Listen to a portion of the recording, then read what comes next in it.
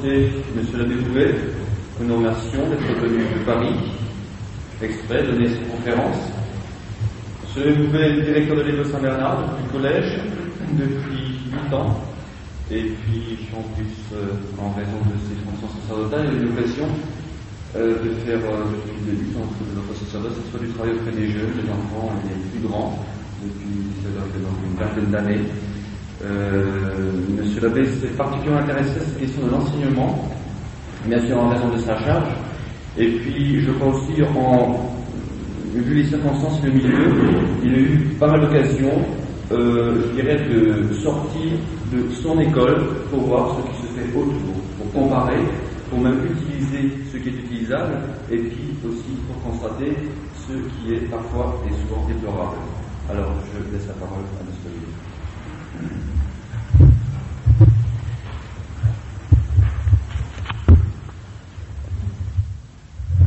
Mes chers amis, c'est une joie pour moi de venir parler parmi vous. Je suis déjà venu plusieurs fois dans ce prieuré. Je remercie beaucoup M. l'abbé Lorbert de son invitation, que j'ai été obligé de décaler pour un petit problème médical. Vous m'excuserez d'avoir une voix un peu voilée. Ce n'est ni le fait que j'attrape trop violemment mes élèves, ni le fait que j'ai chanté à tue-tête dans notre dernier pèlerinage Chartres-Montmartre. J'ai subi une petite intervention des cordes vocales, et il se peut que certains d'entre vous qui aient le mal correspondant, qui correspond à avoir de mal entendre du côté des oreilles, entre nous, le message passe difficilement. J'ai encore une voix un peu voilée. Je vous en demande pardon, mais je pense que tout rentrera dans l'ordre peu à peu et que le message pourra passer quand même.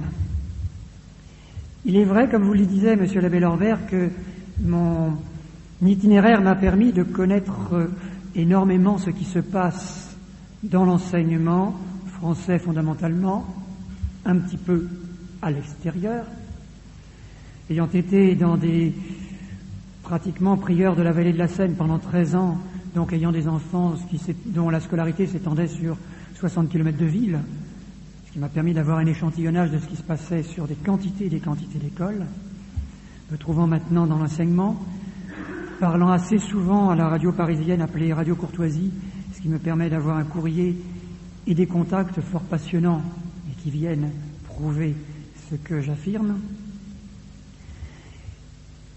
Bien sûr, je m'excuse par avance de peut-être d'une certaine inadaptation de mes exemples qui seront issus de l'enseignement français, que nécessairement je connais parfaitement, mais qui pourtant n'est pas du tout distinct de la réforme. Vous savez qu'on a parlé chez vous d'un enseignement rénové, d'un enseignement qui avait été transformé vers les années 80,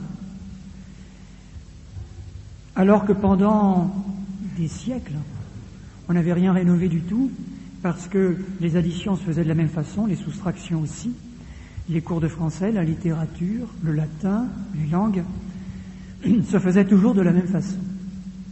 Or, même chez vous, en Belgique, on a rénové l'enseignement tout à coup, suivant par là des instructions mondiales qui viennent de l'OCDE, qui viennent de l'UNESCO,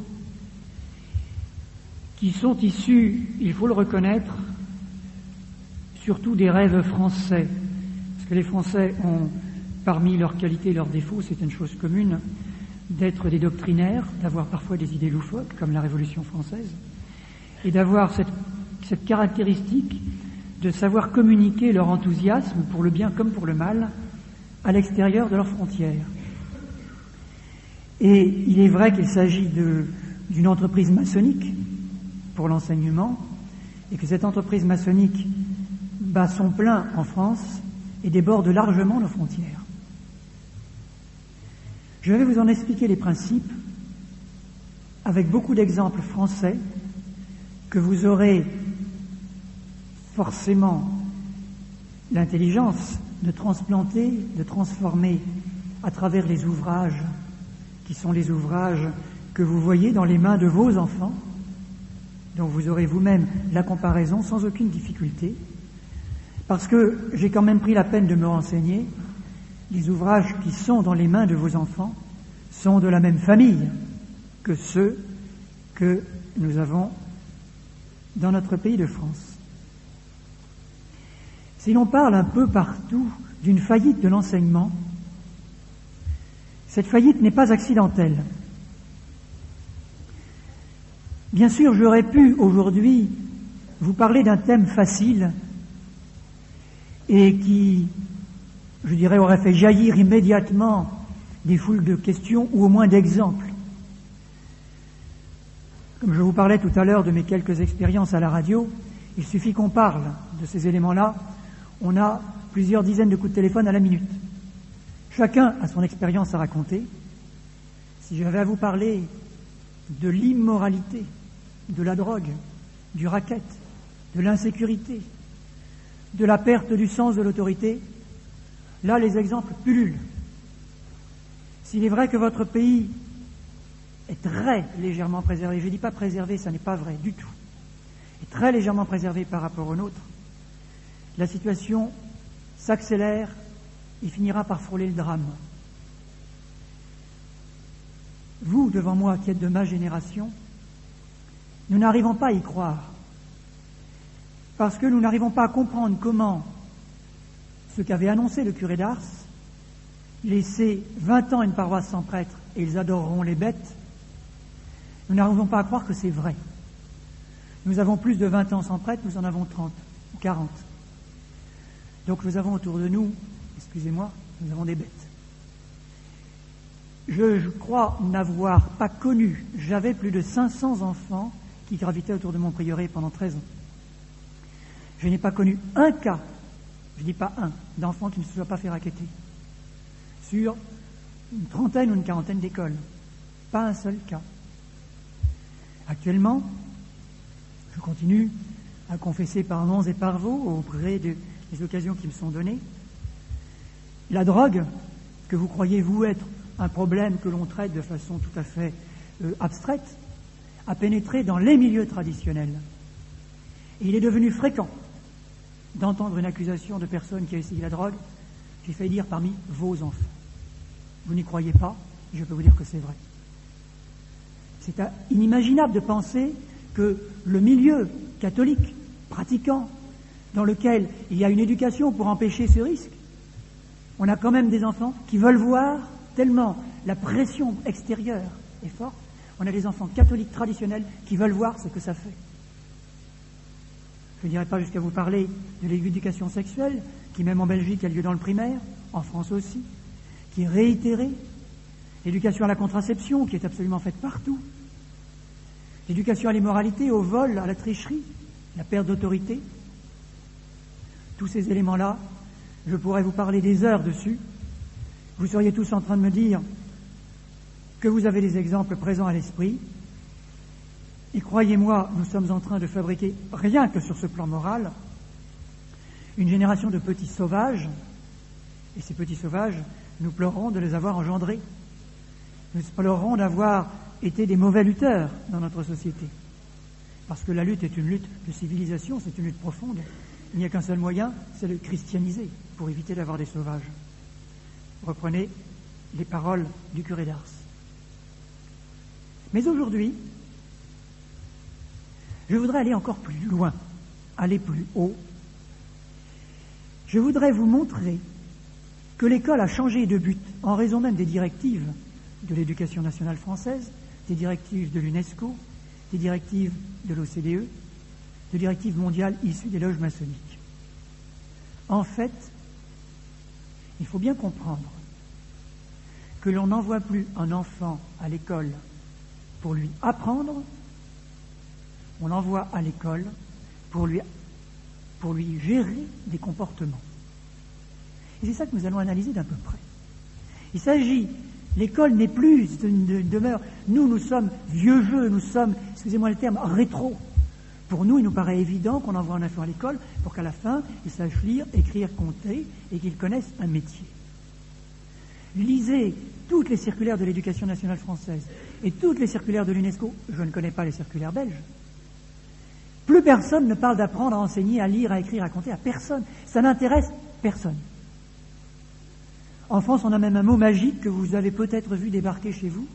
On parle maintenant d'éducation à la citoyenneté. Et il faut que tout soit citoyen, même le sport.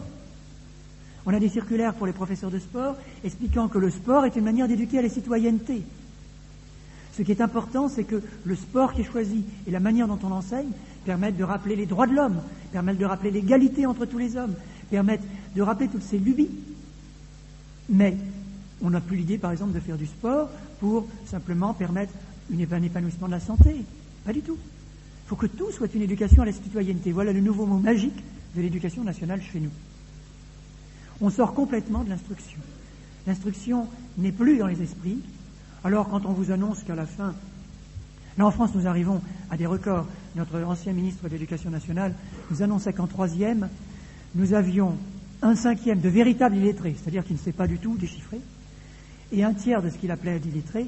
Fin de 3e, ça fait des enfants de 14-15 ans. 1/3 d'illettrés, c'est-à-dire quelqu'un, si vous lui donnez une feuille photocopiée, tapée à la machine, un petit peu comme celle-là, vous voyez, il va la prendre, ça va exiger de sa tête un tel effort qu'il va la reposer sans l'avoir lue. En fait, la seule chose qu'il est capable de lire, ce sont d'énormes publicités, ce sont des spots télévisés, mais pas une feuille, c'est trop compliqué. Parce que ça exige un effort. Bien sûr qu'il en serait capable. Enfin, on peut appeler ça un illettré, c'est-à-dire quelqu'un qui ne manie pas l'usage des lettres. Parce que c'est un trop gros effort. Eh bien, en France, du dire même du ministre, à 15 ans, on a 1/3 de la population qui est comme ça, en étant tous passés à l'école. Et même si la Belgique a un peu de retard, les principes qui la gèrent sont les mêmes, et les fruits seront les mêmes. Pourquoi ? Alors là, permettez-moi de vous prendre pour des gens très sérieux, et de vous entraîner sur les pistes de la philosophie. Quel grand mot! Si vous avez des lettres, vous avez peut-être lu Molière, et vous savez que même M. Jourdain, qui ne savait rien, on lui sait faire de la philosophie sans qu'il s'en rende compte. Et croyez-moi, j'enseigne un peu de philosophie, je la fais comprendre à des caboches qui sont très hermétiques, et ils en comprennent quelques petits détails. Alors comme je pense que vous n'êtes pas hermétique du tout, vous allez fort bien comprendre ce que je vais vous expliquer. Nous allons partir d'une chose curieuse que nous avons tous à l'intérieur de notre crâne, et dont vous êtes en train de vous servir avec énormément de fumée qui s'en dégage. Il s'agit de l'intelligence. Nous avons tous une intelligence, c'est notre caractéristique d'homme. Qu'est-ce que l'intelligence ? J'ai failli dire une terre vierge. Il n'y a rien dedans, au départ, mais c'est une terre qui est capable d'absorber beaucoup de choses. Qu'est-ce qu'elle est capable d'absorber ? Pourquoi est-elle faite ? Elle est faite pour absorber ce que les philosophes appellent l'être. L'être, c'est très vague et c'est tout. Vous connaissez une porte, c'est de l'être. Vous rencontrez un animal, c'est de l'être. Vous rencontrez un homme, c'est de l'être. Vous parlez de quelque chose, c'est de l'être. C'est une notion très large, très riche, qui est en tout. Et quelle est l'éponge pour recevoir l'être ? C'est l'intelligence. Nous sommes faits pour l'être. Et nous sommes faits pour connaître ce qui est. Et quand on connaît ce qui est, tel que c'est, on dit que nous sommes dans le vrai, que nous sommes dans la certitude. Et quand vous connaissez normalement, depuis que vous êtes enfant, vous avez appris à connaître des choses que vous ne connaissiez pas. Au bout d'un moment, vous avez dit, elles sont comme ça. J'ai rencontré n'importe quoi, vous dites, tiens, j'ai découvert une plante, un coquelicot. Il est comme ça, il est rouge, c'est un coquelicot. C'est vrai, c'est un vrai coquelicot, et il est. Et votre intelligence a découvert un être. C'est pour ça qu'est fait l'intelligence. Et donc, c'est grâce à l'intelligence qu'on connaît les êtres, et qu'on progresse d'ailleurs dans la connaissance. Parce que, après avoir vu plusieurs, par exemple un coquelicot, un pissenlit, une marguerite, une tulipe, vous arriverez à connaître ce qu'est une fleur. Vous arriverez même à parler de choses encore plus abstraites. On va utiliser par exemple ce mot bizarre, la botanique. Est-ce que vous l'avez vu quelque part, la botanique ? Jamais nulle part. Or, vous savez ce que c'est. Vous arrivez à des notions très fortes grâce à l'être. Alors notre intelligence progresse dans la connaissance. Comment ? Par 3 axes. Le premier, qui s'appelle abstraire. Abstraire, c'est-à-dire former des idées. Je viens de vous parler tout à l'heure du coquelicot. Vous vous êtes fait l'idée d'un coquelicot. Je vous ai parlé d'une porte. Vous vous êtes fait une idée de porte. Ça s'appelle former un concept. Ça s'appelle abstraire. Et on exprime ces choses par des mots. Là, pour l'instant, vous voyez que la philosophie va vous paraître un petit peu bébête, ce sont des choses toutes simples. Et vous allez voir qu'elles sont tellement simples que c'est à ces points-là qu'on s'attaque actuellement dans l'enseignement.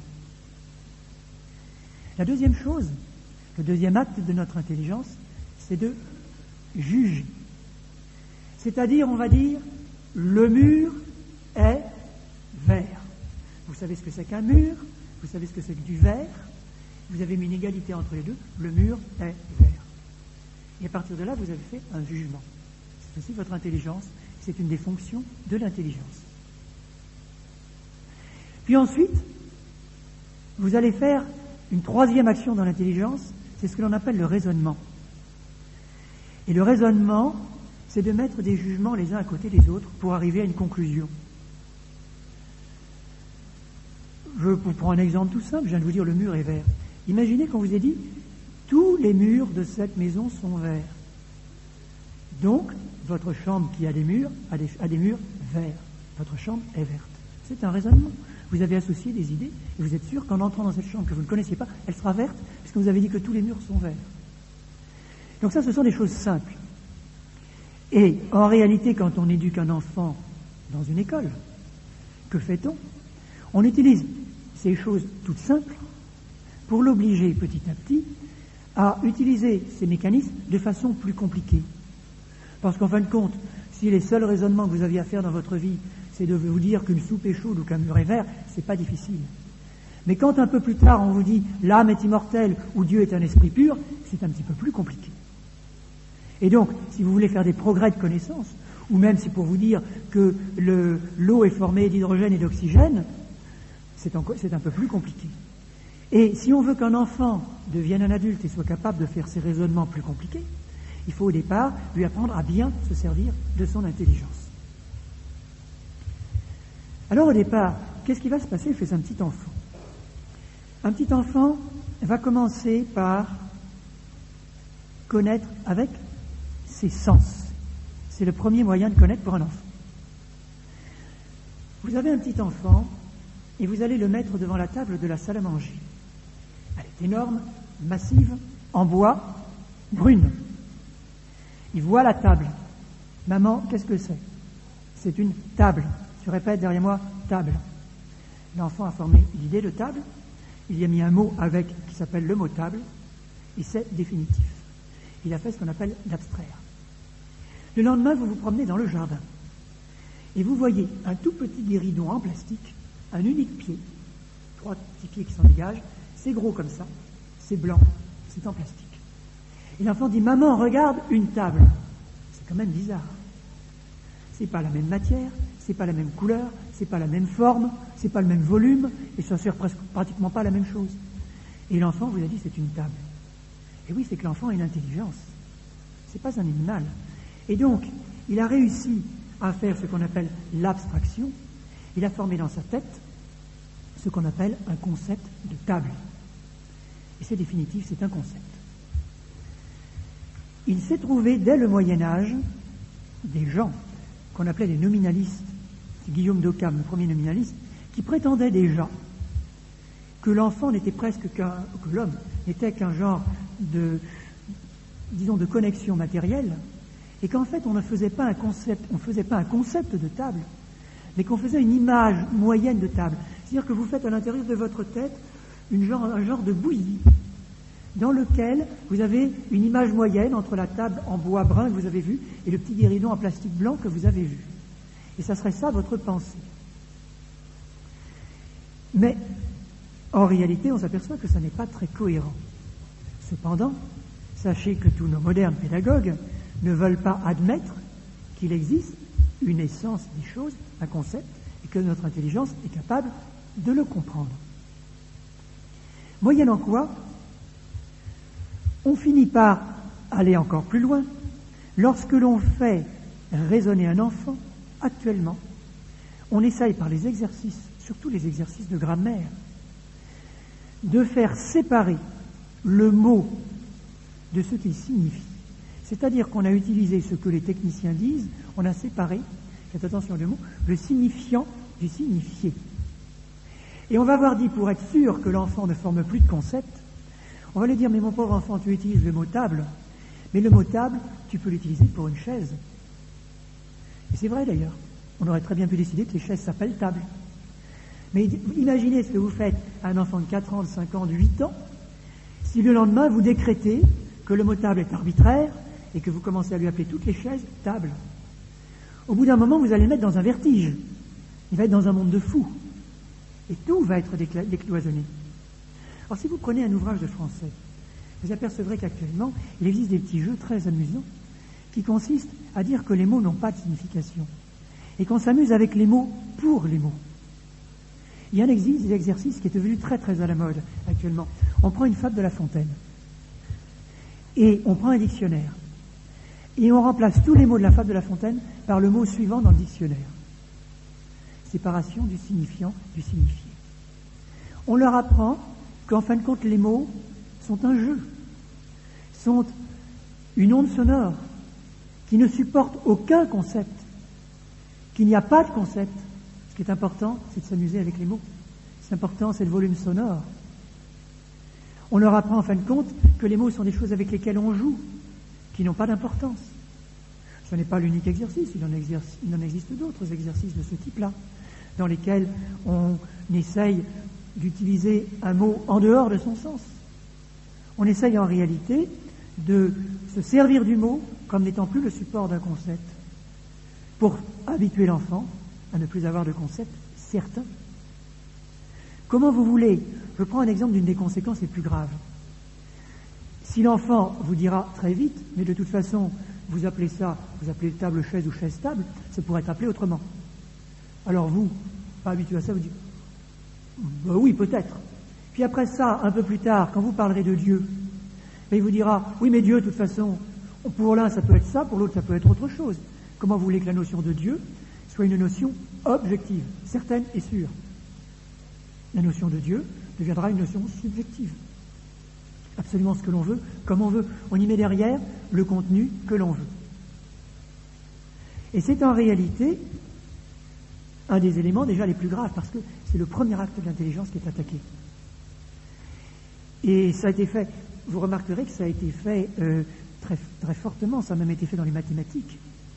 Il y a eu cette fameuse théorie des ensembles qui en France a sévi pendant pratiquement 25 ans, qui a fait des générations d'enfants qui ne connaissaient ni la géométrie ni l'algèbre,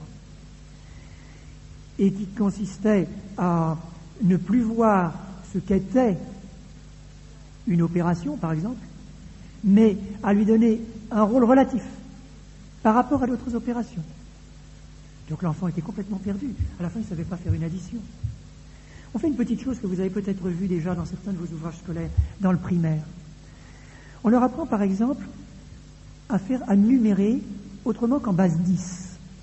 Nous, pour une raison qui est conventionnelle, et qui est liée d'ailleurs au génie d'un arabe qui a inventé le chiffre 0. Le chiffre 0 est une des inventions les plus extraordinaires des mathématiques, et les femmes qui tiennent le carnet de chèques de leur mari le savent très bien. Eh bien, le chiffre 0 est un chiffre merveilleux. Mais nous avons décidé, et c'est à partir de ce jour-là que les mathématiques ont pris leur essor, que nous mettions des chiffres 1, 2, 3, 4, 5, 6, 7, 8, 9. Et à partir de 9, on repart à 0. Et on décale et on crée des dizaines. Les Romains n'avaient pas trouvé ça, c'est une invention arabe, c'est une invention absolument géniale, qui a permis tous les calculs et tout ce que l'on fait. Mais on aurait très bien pu mettre le 0 au bout de 7 chiffres, au bout de 8 chiffres, au bout de 12 chiffres. Et quand on arrive en première, dans les classes terminales, je ne sais pas quels sont les noms dans votre pays, quand on arrive dans les classes qui servent à terminer, ou dans le supérieur, on le fait. Mais c'est normal. On désarticule l'esprit, on essaye de faire travailler plus fort l'esprit. Mais un petit enfant, vous lui apprenez quelque chose qui doit être certain, objectif, construit, sûr. Un enfant, il a besoin d'avoir ses balises, de pouvoir être appuyé sur quelque chose de solide. Si vous lui apprenez à compter en base 10, et que le lendemain vous dites, mais tu peux compter en base 8 ou en base 12, au bout d'un moment, l'enfant il ne sait plus rien faire. Pour lui, le chiffre ne sert plus à rien, et le chiffre surtout ne supporte plus, n'est plus le support d'un concept. Il n'y a plus rien derrière le chiffre. Et l'enfant est dans le naufrage. Et il est dans le naufrage, j'ai fait dire, c'est plus grave que ça, c'est un naufrage de sa personnalité. Non seulement on a brisé son intelligence, mais on a noyé sa personnalité. C'est un enfant qui n'est plus stable. Et on s'étonne d'avoir des enfants qui sont d'une certaine façon des schizophrènes, mais ils le sont. Ils le sont vraiment parce que c'est des enfants dont on a fait perdre les repères. Il leur manque le b.a.-ba. C'est un enfant dont on les a privés de l'élémentaire nourriture de leur intelligence. Donc ils ont perdu tous les repères. Ils savent plus où ils sont. Ce sont déjà, d'une certaine façon, excusez-moi l'expression, des pré-fous. Ce sont des fous pratiquement en puissance. On a tout fait pour qu'ils perdent leurs repères. Et ça a été voulu, c'est exprès. D'autre part, que fait-on pour que l'enfant continue à relativiser le concept? Vous avez peut-être été étonné de voir que vos enfants, s'ils sont dans des écoles publiques, reviennent avec de plus en plus d'exposés à faire. Quand on ne leur demande même pas d'aller chercher sur Internet pour arriver à voir tous les documents qui sont nécessaires. Alors les enfants arrivent avec un fatras de petits documents.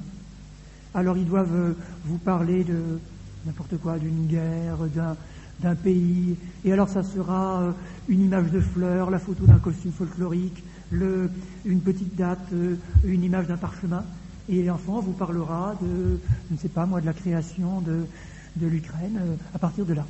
Bon. Vous imaginez qu'un enfant qui n'a que cette connaissance-là, c'est la connaissance d'une abeille qui butine sur plusieurs fleurs. C'est une connaissance qui n'en est pas une. En fait, c'est une série de flashs qui correspondent exactement à ce que l'on fait dans l'information. L'information actuellement, l'information télévisuelle étant les magazines et la télévision sont des modèles du genre. Ils ont pour rôle d'abêtir les populations. Parce que, en fait, ils font remplacer la réalité, là j'utilise les mots philosophiques exprès, la réalité essentielle, c'est-à-dire de l'essence des choses, par une foule de flashs accidentels. Tout ce qui tourne autour de la réalité, mais jamais la réalité. Qu'on vous parle de, je ne sais pas, actuellement dans les informations, par exemple, il y a tous les problèmes du Kosovo. Eh bien, au lieu de vous parler, le problème du Kosovo, c'est un problème, si on le traitait de façon essentielle, on vous ferait un cours d'histoire sur toute l'histoire de ces peuples des Balkans. On vous mettrait réellement dans ce cours d'histoire et on essayerait de vous faire pénétrer dans la psychologie d'un peuple, la psychologie d'autres peuples, ce qu'ils ont vécu ces dernières années, la façon dont on a joué avec leur psychologie. On n'a jamais fait ça nulle part. On vous montre une femme qui pleure, un char qui tire, la déclaration d'un président. Voilà vos informations. Et excusez-moi de vous dire, mais quand vous avez regardé les informations comme ça, vous avez été à la merci de gens qui cherchent à vous abêtir. C'est-à-dire qu'ils ont joué sur votre sensibilité en détruisant l'usage de votre intelligence. Ce sont des gens pervers, ils savent ce qu'ils font. Mais ils ont commencé ce travail-là, ils l'ont commencé en classe. Vous ouvrez un ouvrage sur la guerre de 1914, un livre d'histoire. Alors vous êtes très étonné parce qu'en fait, vos enfants n'en connaissent pas la chronologie, ils ne savent pas ce qui s'est passé. Ils savent à peine, même dans la guerre de 40, ils savent à peine que votre pays a été traversé par quelques armées. Ils ont vaguement entendu parce qu'il y a des mythes à créer quand même, mais sur des personnages les plus odieux de l'histoire, mais à part ça, ils ne savent pas où sont passées les armées, ce qui s'est passé, ni rien du tout. Ils ne connaissent rien. En revanche, ils ont des réactions épidermiques. Alors il y a des gens pas beaux, il y a des gens très bien, il y a des systèmes horribles, il y a des systèmes très bien, il y a beaucoup de morts et c'est très triste, c'est tout ce qu'ils savent. Pourquoi ? Parce que si vous regardez ces ouvrages admirables, bourrés de photos, sur des papiers glacés qui exigent d'engloutir des fortunes, vous avez la photo d'un président, une déclaration des droits de l'homme, 2 dates chronologiques, la photo d'un journal de droite, la harangue d'un homme de gauche, et puis voilà, ils connaissent la guerre de 14, ils connaissent la guerre de 40. Voilà comment on leur demande de connaître la réalité. Quand on faisait de l'histoire chronologique, on formait leur tête à l'essence de la chose. Là, on joue sur leur épiderme, sur des flashs affectifs. Ça n'est plus de l'intelligence. Et vous remarquerez que tout ça, c'est conforme. On cherche à éviter que ce soit des esprits qui raisonnent. C'est quelque chose d'excessivement grave. Je vous fais une toute petite digression, parce qu'elle est très importante sur le plan de la manière dont on sert de notre intelligence. Quelle est la différence entre votre fils, qui a 12 ans, ne connaît de la guerre de 14 que les 5 photos qui sont dans son livre, et l'universitaire. Parce que l'universitaire aussi, il part à zéro, il rentre dans une bibliothèque, il se retrousse les manches, et pendant des mois, il va regarder des photos, lire des ouvrages, consulter des journaux, interroger des personnes, et ainsi de suite. La différence, elle est fondamentale. C'est que l'universitaire, il fait l'œuvre que fait l'enfant quand vous lui avez montré la table. Il fait un travail d'abstraction. L'universitaire, il va lire un ouvrage où il va lire 40 pages écrites dans une encyclopédie. Qu'est-ce qu'il va tirer de ces 40 pages? Une idée essentielle. Il va après ça consulter tout un album de photos. Qu'est-ce qu'il va tirer de ces albums de photos? Une idée essentielle. Et ainsi de suite. Et après ça, il va travailler sur cette matière et il va rédiger une thèse essentielle. Tandis que l'enfant, on s'est débrouillé que ça aille tellement vite qu'on est resté qu'au niveau sensuel, au niveau sensible, affectif, épidermique, et qu'il n'ait jamais eu de pensée. Il faut surtout l'empêcher de penser. Et on ne lui a jamais donné l'arsenal pour penser. Ce n'est pas du tout la même technique qui est utilisée dans les deux domaines. Donc la multitude des documents chez un universitaire n'est pas la même chose que la multitude des documents chez un enfant. D'abord parce que ce n'est pas le même âge mental, et ensuite parce que la somme de travail demandée et la capacité de faire ce travail n'est pas le même. Donc on a affaire à deux choses qui sont radicalement différentes. Ceci était un petit excursus pour vous expliquer ce qu'on appelle, chez l'universitaire, la méthode de connaissance que l'on appelle l'induction, c'est-à-dire partir de documents pour se former une pensée. Ça vous évitera de me poser la question tout à l'heure, parce qu'elle a peut-être effleuré vos pensées. Et donc, ce qui est important, alors, le degré d'après est encore plus grave. C'est qu'en réalité, ce qui finit par être recherché, c'est la fonction que remplissent les choses que l'on connaît. Je m'explique. Je suis obligé de vous expliquer ce qu'on appelle en philosophie le structuralisme. Normalement, dans un être, alors là on va faire encore un petit peu de philosophie, mais on reste toujours sur les mêmes bases qui sont assez simples. Je vous ai pris l'exemple d'une table. Cette table-ci, sa fonction, son essence, c'est d'être une table. Cette essence comporte un certain nombre d'accidents. Elle a tel poids, ça s'appelle la quantité. Elle a telle qualité, elle est solide. Elle a telle couleur. Elle existe en 1999, elle est dans le temps. Elle est à telle distance de moi, elle est dans le lieu. Tout ça, ça s'appelle des accidents. Et le tout dernier des accidents, celui qui est le plus lointain, c'est celui qu'on appelle la relation. C'est-à-dire, en fait, qu'est-ce qu'elle est par rapport à moi? Elle est pour l'instant le support, l'aide de ma conférence ou de mes papiers. Ce qu'elle est pour moi, moi personnellement, sur le plan subjectif, c'est la dernière des choses. Auparavant, il faut qu'elle soit une table, il faut qu'elle ait un poids, il faut qu'elle ait un lieu, il faut qu'elle ait une fonction. Et après, en dernier lieu, pour moi, par rapport à moi, elle a un but qui est actuellement d'être la table dont je me sers, que je trouve très commode, à la taille qu'il faut. Et ça vient à la fin. Donc sa fonction, c'est le dernier des accidents, c'est le plus minuscule. Or, dans l'enseignement actuel, c'est devenu la seule chose que l'on regarde, la chose essentielle que l'on regarde. Je vais peut-être commencer par un exemple qui va vous paraître très clair. Il y a eu, depuis 30 ans, dans l'Église catholique, des nouveaux catéchismes. Quand vous avez fait le catéchisme, on vous posait cette question: qui est Jésus-Christ? Et vous répondiez: Jésus-Christ est le Fils de Dieu fait homme. Bon, qui est Jésus-Christ? Qu'est-ce qu'il est? Quelle est son essence? Qu'est-ce qu'il est? Ce qui est important, c'est ce qu'il est objectivement. Or, les nouveaux catéchismes, à partir des années 65 à peu près, posaient la question: qui est Jésus-Christ pour vous? Le pour vous, c'est l'argument qui tue. C'est comme si on demande non pas quel est cet objet que j'ai devant moi, mais qu'est-ce qu'elle est pour moi. C'est comme si, au lieu de vous dire c'est une table, je vous dis elle est commode. Et ce qui ferait sa définition, c'est qu'elle est très commode, qu'elle est à la taille qu'il faut, qu'elle est là le jour où j'en ai besoin. Mais ce n'est pas sa définition. C'est un tout petit aspect de la table.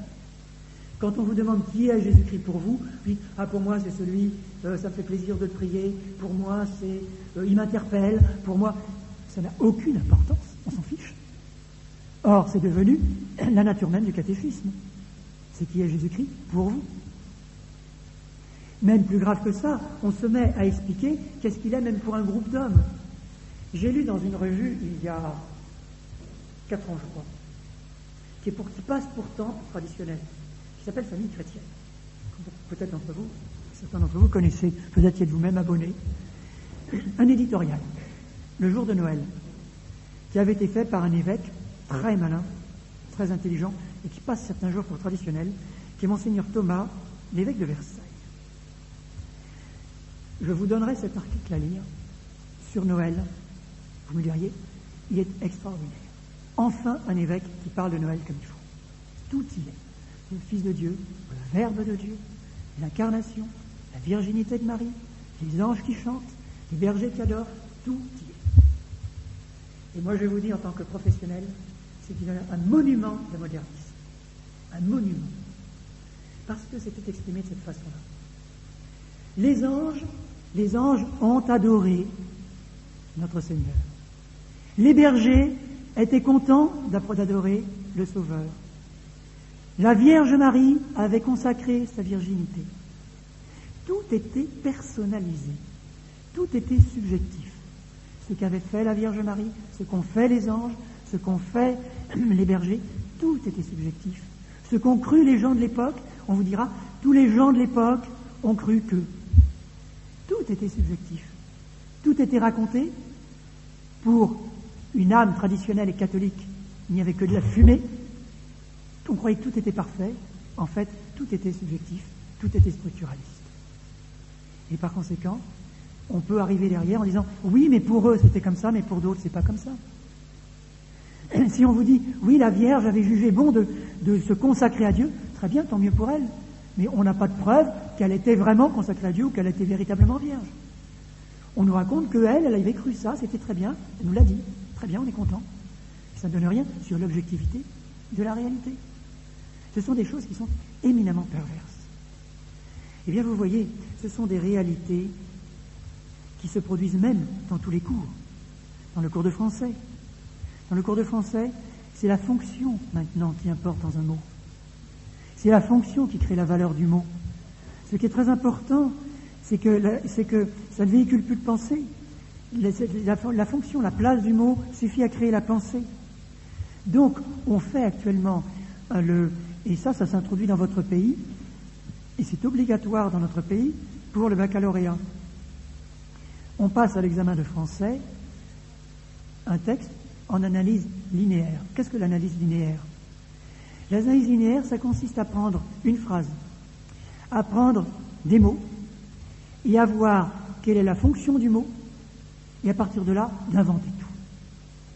Je me suis fâché il y a 5-6 ans, j'ai toujours, pour une école, il est toujours important de la tenir à niveau, donc d'être sûr qu'elle entraîne les réussites aux examens, et qu'elle est à un niveau qui est équivalent d'écoles qui sont fortes. Et j'ai toujours fait faire des corrections à l'extérieur de mon école, par des professeurs d'autres écoles, des professeurs de très grand renom ou de très haut diplôme. Pour être sûr qu'on se maintient au niveau, je le fais régulièrement. Je me suis fâché avec des gens qui le faisaient, parce qu'un jour, je leur avais donné à corriger une copie. Et c'était une copie sur un texte de Victor Hugo. Je ne vous ferai pas l'apologie de Victor Hugo, à titre personnel, j'ai horreur de Victor Hugo, mais c'est subjectif, ce n'est pas objectif. Et le texte, je ne me souviens plus du texte, toujours est-il qu'il s'agissait d'une jeune fille qui se promenait sur une plage et qui était les pieds nus dans le sable. Rien de plus. Voilà que le correcteur a fait de l'analyse linéaire telle qu'on l'a fait dans tous les cours de français maintenant en France, telle qu'elle est obligatoire au bac. Il s'est arrêté sur le mot nu. Alors vous imaginez déjà tout ce qu'on peut faire. Il a tout de suite imaginé une figure de style, je ne sais plus laquelle, c'était une synecdoque, une image, une métonymie, ou je ne sais quoi. Donc il a imaginé que c'était une figure de style. À partir de là, il a créé tout un univers dans lequel il y a vu une symbolique érotique. Il n'y avait rien de ça dans ce texte. On était complètement en dehors du réalisme, de l'objectivité du texte. On était dans le fantasme le plus absolu. C'était un mot inventé sur une structure qui inventait une pensée. Donc on était complètement sorti du réel. Comment vous voulez qu'un enfant qui a été éduqué ainsi puisse un jour ou l'autre, ne serait-ce que lire un livre sérieux, lire un ouvrage sérieux, se renseigner sur son éducation chrétienne ou sur la religion ou sur la contre-révolution? Il y a une incapacité totale d'un enfant qui est formé ainsi. C'est excessivement grave. Alors ça se fait partout. C'est l'application pratique de ce structuralisme dont le grand chantre était Jean Piaget, qui était un philosophe de Genève, qui vit encore, me semble-t-il, mais dont, pour qui l'usage des mots est une pratique. C'est une pratique de la relation. Pour nous, c'est un jeu dans lequel on se met en relation par rapport à un texte, en relation par rapport à un monde. Ce qu'est le monde ne nous intéresse pas. C'est la relation que nous avons avec lui qui crée l'être, qui est Jésus-Christ pour vous. Ce qui crée Jésus-Christ, c'est la relation que vous avez avec lui. C'est pas ce qu'il est. Ce qui est un orgueil fou. Parce qu'à la limite, j'ai failli dire, c'est faux d'une certaine façon, mais Jésus-Christ, pour exister, n'a pas besoin de vous, il n'a rien à faire de vous. Il existe. Ce qu'il est pour vous ne change rien à ce qu'il est. C'est pas vous qui allez le créer en disant, voilà ce qu'il est pour moi. Bien sûr que pour nous, oui, bien sûr que Jésus-Christ est quelque chose pour nous et que nous sommes quelque chose pour lui, puisqu'il nous a rachetés. Mais ça n'est pas notre impression psychologique qui crée l'importance de Jésus-Christ. Pas plus que c'est notre impression d'un texte de français que nous lisons qui va en faire la vérité. On est dans un monde complètement fou. Mais c'est très ancien. Il y avait déjà une petite approche de ce texte. Je voudrais vous citer une phrase d'Alfred de Vigny, ça fait donc plus d'un siècle, qui se plaignait du français qui monte de la grammaire à l'œuvre au lieu de descendre de l'intuition au style. Il se plaignait qu'on monte de la grammaire, c'est-à-dire de l'utilisation des mots, à l'œuvre, au lieu de descendre de l'intuition, c'est-à-dire de ce qui est dit dans le texte, et en voyant comment le style transporte très bien ce qui est dit dans le texte. C'était déjà une plainte d'Alfred de Vigny. Donc les choses sont parfois anciennes. Et c'est très grave. C'est la définition de tout le système sociopolitique dans lequel vous vivez. Parce qu'en réalité, le mot n'est plus utilisé pour ce qu'il est, mais pour être le véhicule d'une pensée que l'on vous force à avoir. Parce que il ne faut pas croire que les gens qui nous mènent ont l'intention de nous permettre d'avoir notre opinion. Le but, c'est de nous conduire à avoir leur opinion. Et là, vous le voyez très bien, si vous prenez des mots, je ne sais pas à quel degré ils sont à la mode chez vous, mais ils le sont énormément en France.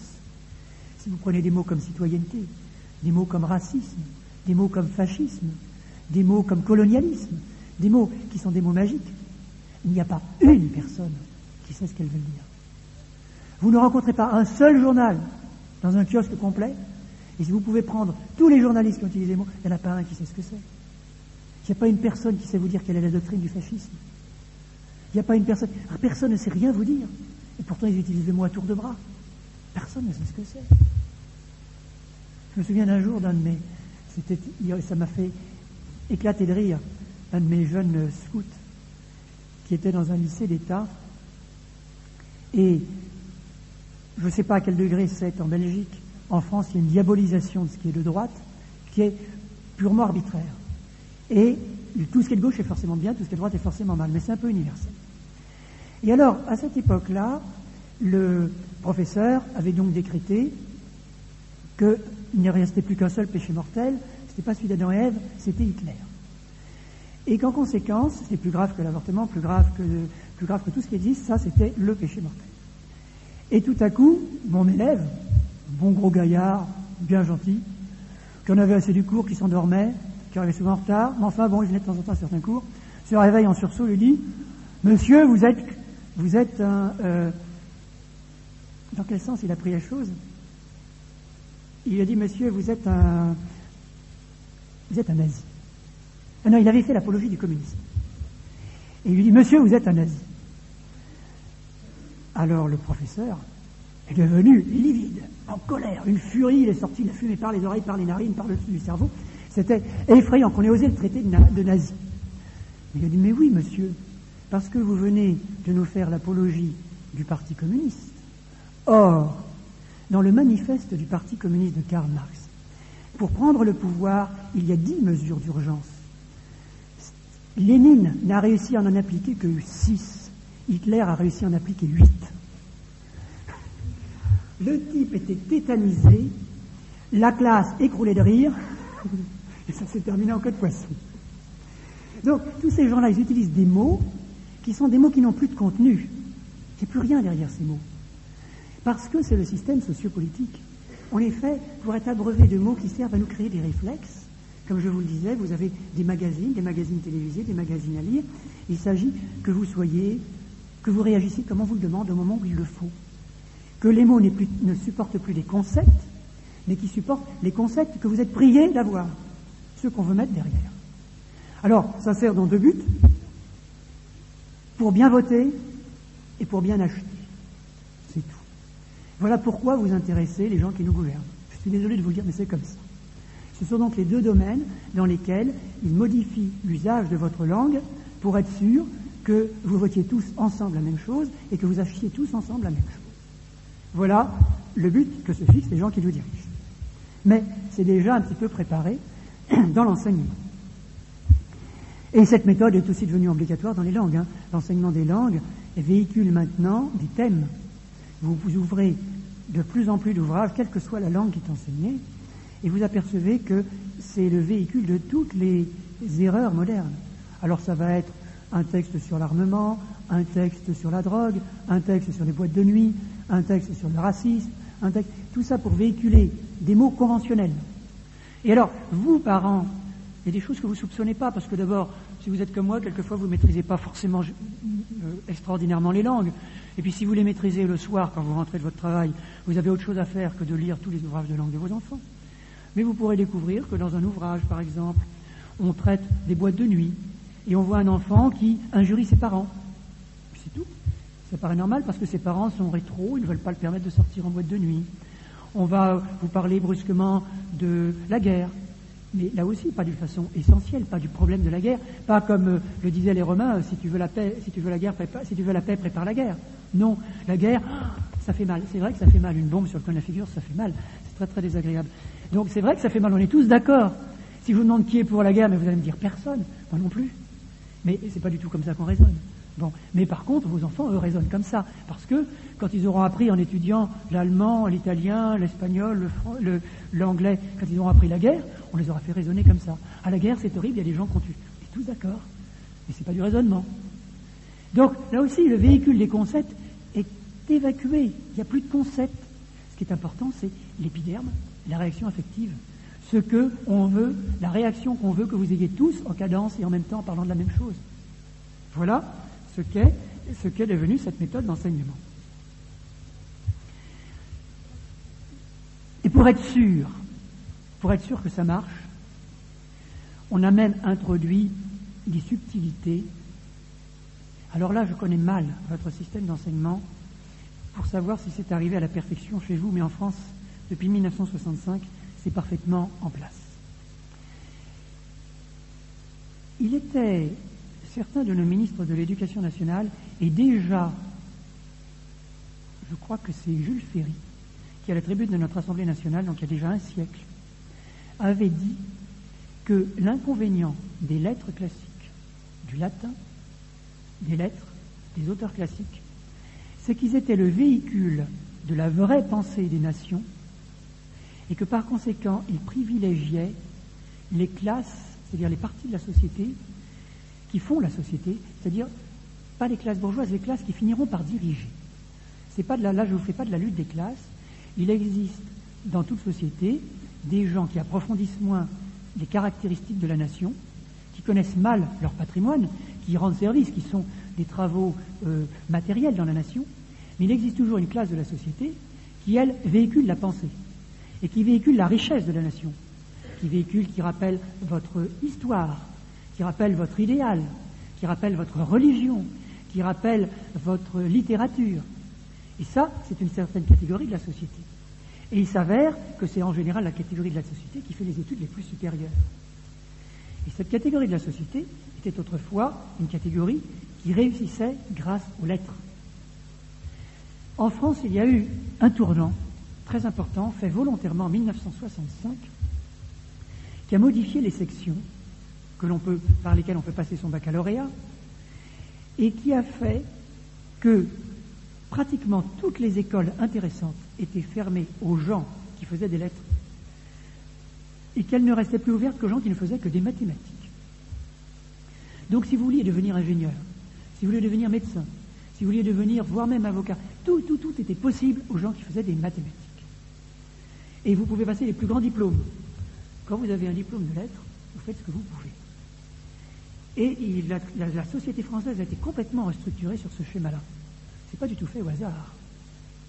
Parce que l'enseignement des mathématiques tournant à 8 ou 9 heures par semaine quand on passe le baccalauréat à 17 ans, montant à près de 15 heures ou 18 heures par semaine quand on est dans le supérieur, et la philosophie étant réduite à 2 heures par semaine, vous comprenez bien, avec des coefficients pour passer des examens très faibles, vous comprenez bien qu'on ne prend pas tellement le temps de faire de la philosophie.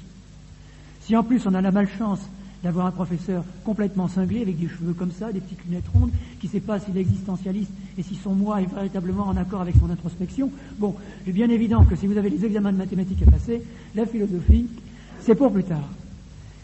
Alors, au bout de 30 ans, eh bien, on a la caste dirigeante, d'une certaine façon, de la société, qui est complètement nullissime, qui est véritablement, on a affaire à des illettrés.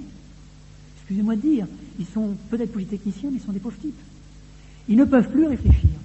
Ils ne raisonnent qu'en maths, et ils sont incapables de conceptualiser une pensée.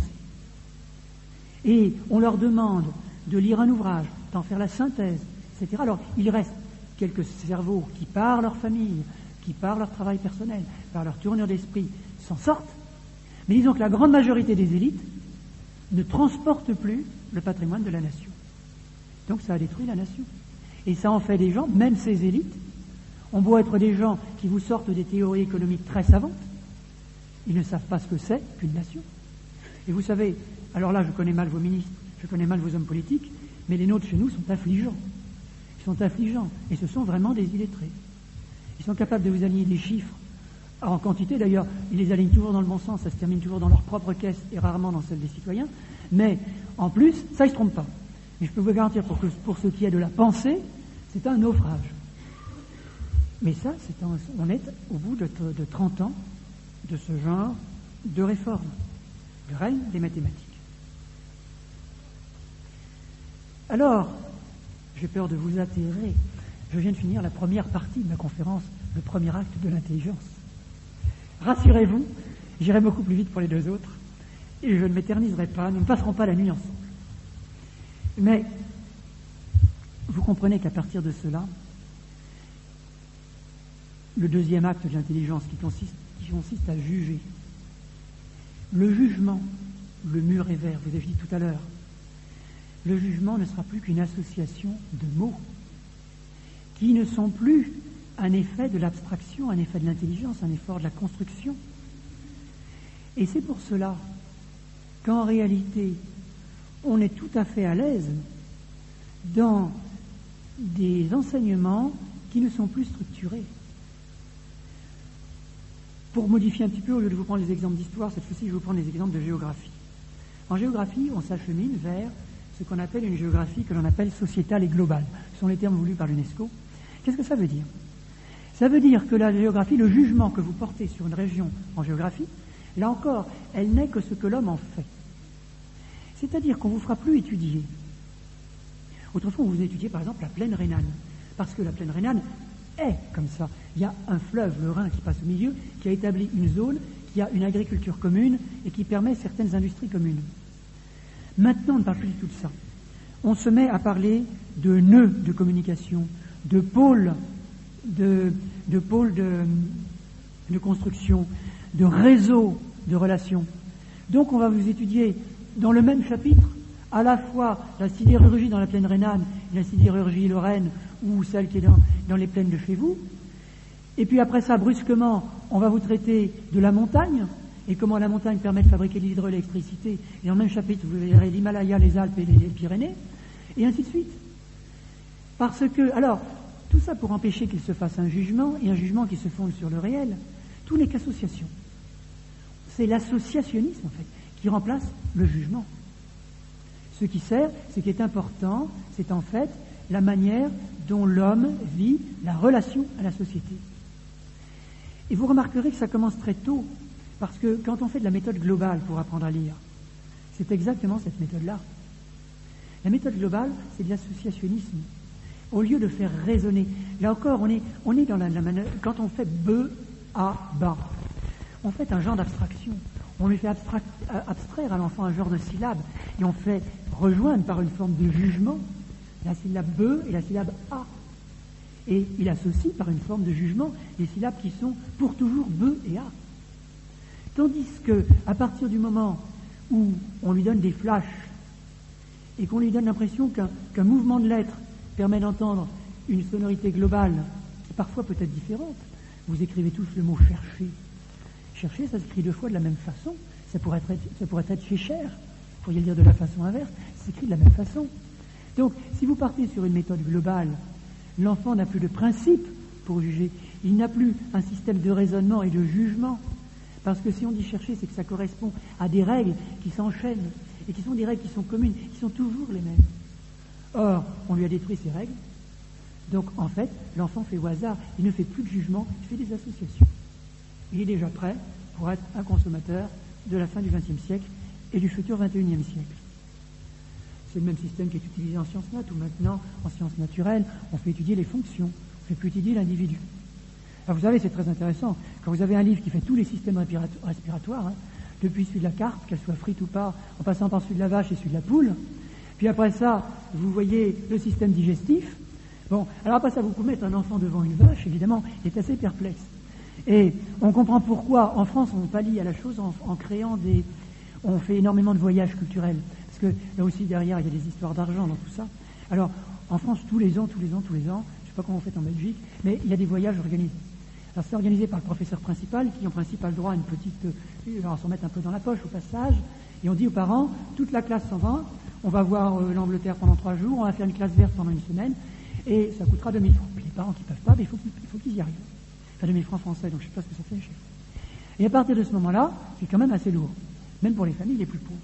Et alors là, on part 1 semaine, on va étudier la vache. Mais dans une prairie, pour voir à quoi ça ressemble. Évidemment, parce que dans les livres, c'était pas du tout comme ça que ça se passait. Mais c'est normal, on leur a pas appris à juger. Alors, il faut bien qu'on remplace par quelques petites choses. Il est bien évident que dans ce système-là, la troisième opération de l'esprit, le raisonnement, l'enchaînement des jugements devient un véritable désastre. Et on n'est plus capable d'enchaîner des raisonnements précis. Et en fait, pourquoi ? Parce qu'on ne vise pas, comme je vous l'ai dit tout à l'heure, on ne vise pas le savoir, on vise ce qu'il faut faire. On apprend à l'enfant comment il faut qu'il réagisse. On lui apprend à réagir correctement. Mais on ne demande pas du tout à ce qu'il sache raisonner. Donc ce qui est intéressant, c'est qu'il ait des réflexes immédiats et non pas des raisonnements. Le raisonnement que je vous ai fait tout à l'heure sur mon brave boy scout qui avait accusé son professeur, ça exigeait un raisonnement. Ça exigeait de connaître l'essence du communisme, l'essence du nazisme, et de faire une comparaison entre les deux, et de déduire par raisonnement que le professeur qui faisait à l'affirmation était à la fois des deux clans. Mais il fallait être capable de raisonner. On ne demande plus du tout ça à un enfant actuellement. On lui dit un mot, tilt, et il réagit. Il faut qu'il réagisse absolument comme on le lui demande, de façon épidermique. Il y a des mots tabous, des mots permis, puis c'est tout ce qu'on lui demande. On ne peut pas aller au-delà. Et c'est pour cela qu'il existe dans tous les livres, maintenant, là aussi c'est pris en main par l'UNESCO, des grands thèmes, que l'on appelle en France des thèmes transversaux, qui doivent se retrouver dans tous les enseignements. Ces grands thèmes, c'est l'écologie, le racisme, les masses médias et la communication, et ainsi de suite, on pourrait les multiplier, l'environnement, vous avez une foule de thèmes. Et pourquoi ces thèmes? Il faut créer le citoyen du monde moderne. Nous allons voir que ce sont les directives explicites qui ont été données. S'il faut créer ce citoyen, il faut que ces thèmes se retrouvent partout. Et donc, on va essayer de les faire retrouver à travers les cours de français, les cours de géographie, mais les cours d'histoire. On essaiera de les faire retrouver dans le comportement de sport. On essaiera de le faire retrouver dans la biologie. On essaiera de le faire retrouver dans les sciences physiques. Ce qu'il faut, c'est que ces thèmes essaient d'être abordés le plus de fois possible. Nous avons des directives explicites de l'éducation nationale le demandant. Et bien sûr, le thème sacré par-dessous tout, parce que ça, c'est véritablement le décalogue, les fameux droits de l'homme. Ça, les droits de l'homme, il faut absolument qu'ils soient partout, partout, partout, et que la dignité humaine, le droit de l'homme, il faut absolument qu'il trouve sa place d'honneur. Je vous prends un exemple excessivement pervers, et qui, pour vous montrer que quelquefois, quand on n'est pas un technicien du métier, il y a des choses qui peuvent vous échapper à vous, parents. Nous avons eu il y a de ça 6 ans, dans la dernière des classes chez nous, celle avant le baccalauréat, celle qu'on aborde à 16 ou 17 ans, une réforme de la biologie. Nous introduisant un programme extraordinaire par le fait qu'il était très complet, très beau. On peut voir des foules de choses extraordinaires. Un programme de génétique très poussé, à peu près 100 pages. Un programme faisant étudier tout le système d'immunologie, au moins 100 pages, de manière très biochimique, un sujet passionnant. Un programme sur un système de régulation, les hormones, passionnant aussi pour un élève scientifique qui arrive à la fin de ses études. Et puis, un peu moins dans le même domaine, un immense programme sur la tectonique des plaques, c'est-à-dire le déplacement des grandes plaques intercontinentales et donc les grands mouvements sismiques de la planète. En fait, c'est un programme passionnant. Je vous promets qu'en prenant un livre avec un professeur très sérieux, d'abord il faut 4 ans pour étudier ça, et je pense que c'est extraordinaire. Mais vraiment extraordinaire, on doit pouvoir acquérir une culture merveilleuse. Alors comme c'est impossible de faire ça en une année, même avec 5 heures ou 4 heures par semaine, qu'est-ce qu'il faut faire? Alors on voit les résumés, puis on voit les programmes, les examens qui sont donnés en passant le baccalauréat. La génétique, ça sert à quoi? Juste, il faut que d'urgence, on prouve l'égalité des races. L'immunologie, ça sert à quoi? Il faut que d'urgence, on explique comment lutter contre le sida. Le système de régulation des hormones, c'est très simple, c'est pour apprendre tous les moyens de régulation des naissances, pour que surtout les gens n'aient pas envie d'avoir d'enfants. Et enfin, la tectonique des plaques, elle vise à une chose avant tout, c'est à prouver que toute la Terre est le fruit d'une évolution, et qu'il n'y a jamais eu besoin ni d'intervention de créateur ni rien, mais que tout est le fruit d'un hasard qui s'est très bien passé tout seul. Voilà ce qu'on apprend d'urgence. Et comme le programme est trop lourd, les seules questions qui sont posées sont des questions de citoyenneté, de droits de l'homme, de politiquement correct. Ce qu'il faut, c'est être dans la pensée mondiale. Donc, quelqu'un qui n'est pas averti, qui ne sait pas ce que c'est que de diriger une école, qui ne sait pas ce que c'est que de faire travailler des élèves, qui ne sait pas ce que c'est que de leur faire apprendre un livre aussi épais pendant une année, et qui ne voit pas comment se passent les examens, il n'y verra pas de malice. Mais il y a une énorme malice. On est en plein dans le système. Alors, je ne connais pas assez bien, là évidemment, je vous prie de m'excuser, je vous parle en professionnel français, je ne connais pas assez votre système pour vous donner des exemples chez vous, mais il y en a nécessairement, et il y en a qui viendront. Parce que toutes ces techniques finissent par être utilisées partout, comme des moyens subtils pour que des parents non avertis ne voient pas de malice à l'éducation qui est donnée à leurs enfants. Alors vous comprenez très bien que quand je vois des parents qui viennent agresser nos pauvres écoles traditionnelles en nous demandant, mais ce qui est important, c'est quels sont vos résultats au bac, d'abord c'est 100%, donc en fait on ne peut rien nous dire. Et malgré ça, ils disent, vous savez, vous n'êtes pas des grandes écoles, c'est pas très connu, il y a des très vieilles écoles françaises et tout. Mais c'est à pleurer de désespoir.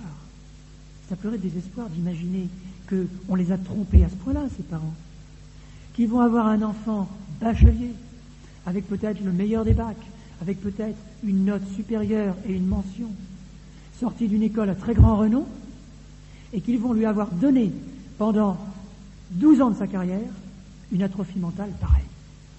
Et que les parents ne sont pas au courant, qu'ils ne le voient pas, qu'ils n'y voient pas de malice, et qui viennent nous chercher des poux dans la tête en nous disant vous n'êtes pas des grandes écoles, vous n'êtes pas très connus, etc. Mais il faut savoir, il faut regarder les programmes, il faut regarder ce qu'il y a dans les livres des enfants, il faut regarder comment travaille leur intelligence et comment elle travaille à l'école. Il faut se demander si on est conforme au réel. Est-ce que véritablement on leur apprend à raisonner? Alors je voudrais conclure en vous disant, parce qu'il se pose une question très importante, dans quel but tout cela? Parce que ça n'est pas le fruit du hasard. C'est trop fort, c'est trop méthodique, c'est trop universel. Et en plus, ça n'a que des inconvénients.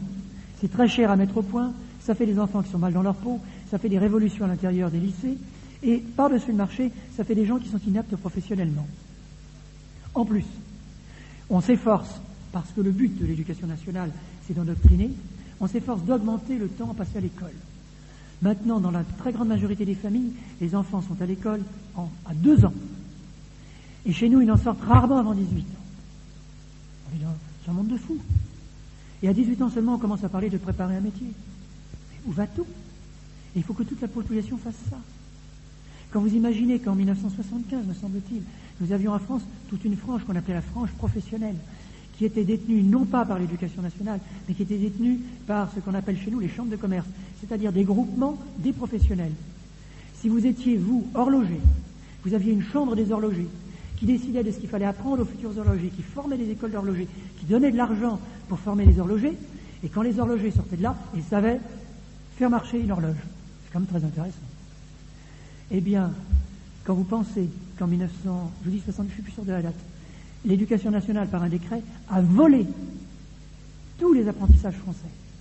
Ça n'est plus du tout tenu par les chambres des métiers, ça n'est plus tenu par les chambres de commerce, c'est tenu par l'éducation nationale. Parce qu'il fallait que même les futurs maçons, même les futurs horlogers, même les futurs cordonniers, même les futurs ingénieurs en électronique, il fallait que tout le monde soit dans les griffes du monstre et apprenne la citoyenneté et les droits de l'homme. C'est pas fait au hasard. Alors dans quel but? Si vous prenez des visionnaires comme Orwell ou Huxley dans leurs ouvrages Le meilleur de monde ou 1984, ils nous parlaient déjà de cet asservissement des peuples. Et il est plus important pour asservir un peuple de lui retirer l'intelligence du combat que de lui interdire de parler. Or moi, je voudrais vous tirer la sonnette d'alarme en vous disant alerte, parce que de nos jeunes générations, il ne sortira pas de contre-révolutionnaires. Si vous lisez en détail l'histoire du XIXe siècle, qui est un combat de géants, de la révolution et de la contre-révolution, nous avons eu, nous, en France, un pôle, et vous avez eu vous aussi des universités, l'université de Louvain en particulier, qui a bien agi au début de ce siècle. Vous avez eu des très grands noms. Je pense à votre cardinal Mercier, qui a tenu une place extraordinaire. Chez nous, nous avons eu Louis Veuillot, nous avons eu le cardinal Pie, nous avons eu Charles Maurras, nous avons eu des esprits d'Enguerrangé, nous avons eu des esprits fabuleux. Ces gens-là, avec leur intelligence, en écoutant parler leurs ennemis, étaient capables de vous dire ce que vous nous dites là est faux pour telle raison. Et moi je vous dis, tous nos petits enfants issus de notre milieu traditionnel, s'ils sont formés dans ces écoles, il n'y aura jamais chez eux un cardinal Mercier, il n'y aura jamais un cardinal Pie, il n'y aura jamais de Louis Veuillot, il n'y aura jamais de Charles Maurras, parce que leur intelligence en est incapable. Une intelligence, ça se forme entre l'âge 0 et l'âge 18 ans. Après, on replâtre, mais on ne réforme pas. Et si on a fait ça, si nos révolutionnaires ont fait ça, c'est bien pour nous supprimer l'intelligence du combat. Ah, peut-être qu'on aura des enfants pieux, mais on n'aura pas des enfants capables de lutter contre la révolution. Et ça ne suffit pas d'avoir des enfants pieux. Parce que leur ruse satanique, c'est non seulement de s'attaquer à la surnature, mais c'est de supprimer la nature. Et croyez-moi, nous ne sommes pas des kantiens, je ne vais pas vous expliquer Kant maintenant, mais nous ne prions pas notre Seigneur Jésus-Christ, nous ne suivons pas les 10 commandements simplement parce que c'est obligatoire, parce que notre Père nous l'a dit, notre grand-père nous l'a dit, et que le pape nous l'a rappelé. Ça n'a jamais enthousiasmé personne. C'est pas intéressant de ne pas tuer, ne pas voler, ne pas mentir, parce que c'est obligatoire. Si nous le faisons, c'est parce que nous avons derrière nous une foi qui est appuyée sur une intelligence. Et cette intelligence, elle nous aide à comprendre ce qu'est Dieu, ce qu'est sa Trinité, ce qu'est la nature de Jésus-Christ. Le mot de nature, c'est un mot de philosophie. Ce qu'est la nature de l'Eucharistie, la substance de l'Eucharistie, c'est un mot de philosophie. Si vos enfants sont incapables, s'ils sont étanches, s'ils sont imperméables à ces choses-là, mais vous n'en ferez que de médiocres chrétiens, et dans 2 générations, il n'y aura plus de chrétiens dans vos familles. C'est ça la ruse satanique. C'est quelque chose de très grave. Il faut donc supprimer, dans l'idée des révolutionnaires, la structure normale de la pensée, créer des affectifs primaires. Il faut combler le vide par les droits de l'homme et ses thèmes, la démocratie, le progrès, l'avenir meilleur, l'humanisme, le libéralisme. Il faut éviter les écarts des rebelles. Je vous cite ce que disait, ça c'est les termes de l'UNESCO, l'un des objectifs est de neutraliser la transmission, là ce que je vous disais sur les familles, les élites, l'un des objectifs est de neutraliser la transmission familiale des préjugés. Qu'est-ce qu'on appelle les préjugés? C'est votre patrimoine de famille et de nation, ce que vous avez reçu de vos parents qui fait votre culture et votre pays. Voilà ce qu'on appelle les préjugés, neutraliser la transmission familiale des préjugés. Ailleurs, l'UNESCO qui dit il faut assurer l'internationalisation la standardisation de l'enseignement. Car tant qu'une génération n'aura pas reçu les enseignements d'un curriculum international standard, tous raisonneront encore avec les vieux cadres mentaux qui sont fatals à l'humanité. Les vieux cadres mentaux, c'est votre foi, c'est votre patrie, c'est l'amour de votre patrie, c'est votre culture. Ces cadres mentaux fatals à l'humanité, voilà ce que je déteste de l'UNESCO. Vous citerez aussi le Conseil de l'Europe qui dit « L'éducation est souhaitable pour éduquer à une société multiculturelle. » L'approche interculturelle, ça c'est l'OCDE qui dit ça, vise un objectif ambitieux, la formation d'une identité culturelle nouvelle, ouverte, qui ne soit plus marquée par l'eurocentrisme, l'ethnocentrisme, c'est-à-dire en fait l'amour de votre pays, ou par un attachement aveugle à ses propres croyances et aux valeurs. Voilà ce qui est demandé aux échelons internationaux. Donc de toute façon, ça frappe déjà chez vous, et ça frappera encore plus fort chez vous. C'est une marche qui avancera. Donc il s'agit d'une manipulation. Et vous comprenez qu'à partir de ce moment-là, dans les ouvrages, il est très facile de rajouter la haine de l'Église, la haine de la morale, l'avilissement moral, puisque il n'y a plus rien qui structure le patrimoine que l'on a reçu. Et c'est quelquefois très très étrange, très curieux, très subtil. J'ai découvert régulièrement, je m'amuse à parcourir ne serait-ce que les livres de grammaire. De temps en temps, il paraît un vieux livre de grammaire, avec des exercices. Bien sûr, vous n'avez jamais eu l'idée de lire tous les exercices. Et brusquement, au milieu des exercices, il y a un exercice qui est fait avec un mot à remplacer, un verbe à conjuguer, qui est une injure contre Jésus-Christ, contre l'Église. Elle est signée Voltaire, elle est signée Renan. Elle est là au milieu.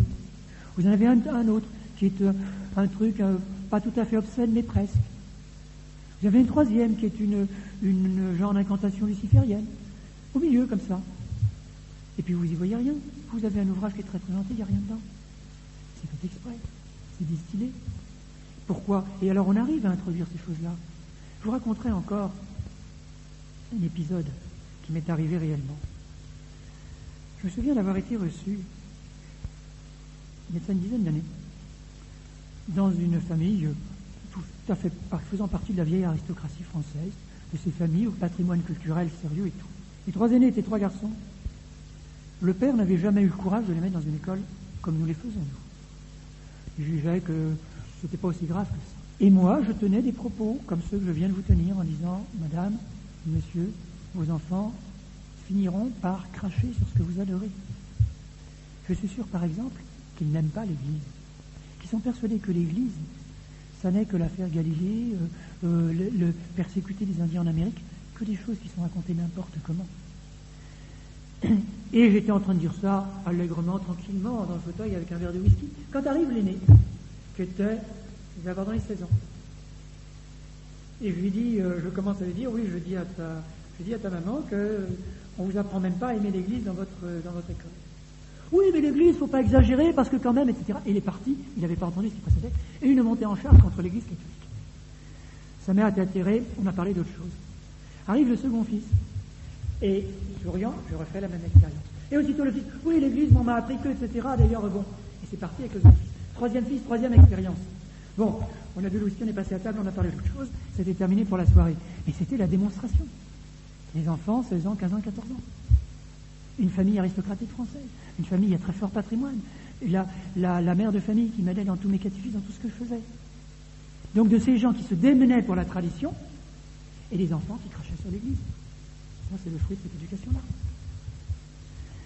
Alors, c'est normal, parce que, je dirais, tout est fait pour que ça passe facilement, puisqu'il n'y a plus la capacité de raisonner. En fin de compte, si vous me permettez l'image, peut-être audacieuse, en somme, ce que l'on cherche à inoculer à la population, c'est un sida intellectuel. C'est-à-dire une incapacité d'engendrer par nous-mêmes des anticorps. C'est d'être un perpétuel malade qui n'a plus le moyen de se défendre contre sa maladie. Voilà ce que l'on fait de nous. Voilà ce que l'on veut faire de nous. Alors vous allez me dire que je suis bien sinistre, que c'est très triste, que la situation est dramatique. Eh bien oui, la situation est dramatique. Et je vous dirais que c'est parce qu'elle est dramatique que moi j'ai la foi dans ce que je fais, que M. l'abbé Lorbert a la foi dans ce qu'il fait, et que j'espère bien qu'après m'avoir entendu, vous avez la foi dans ce que vous faites. Parce que vous avez bien compris que le dilemme n'est plus entre de savoir si un élève est bon ou mauvais, Le dilemme n'est pas d'essayer de chicaner sur une école pour savoir si elle a vraiment un excellent niveau. Nous essayons de notre mieux, je vous l'ai dit, je le faisais moi-même, M. Labelle-Orbert le fait certainement, d'avoir des écoles qui sont au bon niveau. Nous voulons que vos enfants aient une bonne place dans la société, qu'ils aient un métier. Mais nous voulons en même temps qu'ils aient des fondements naturels pour pouvoir être des êtres imprégnés du surnaturel. Et nous y croyons. Et nous savons que si la nature est atteinte dans son fonctionnement, si la porte de l'être est fermée, si l'intelligence de l'enfant n'a plus l'accès à l'essence de l'être, à l'essence de la vérité, alors c'est la barbarie sanglante. Je peux vous garantir que nous commençons à la voir à nos portes. Nous commençons à voir traîner, moi je suis à Paris, nous commençons à voir traîner dans notre capitale de ces hordes de jeunes, et pas seulement d'étrangers, de Français, qui ne savent plus ce qu'ils font, qui n'ont de la haine que pour de la haine. Moi, je connais des gens qui se sont fait abîmer leur voiture devant une porte de cinéma.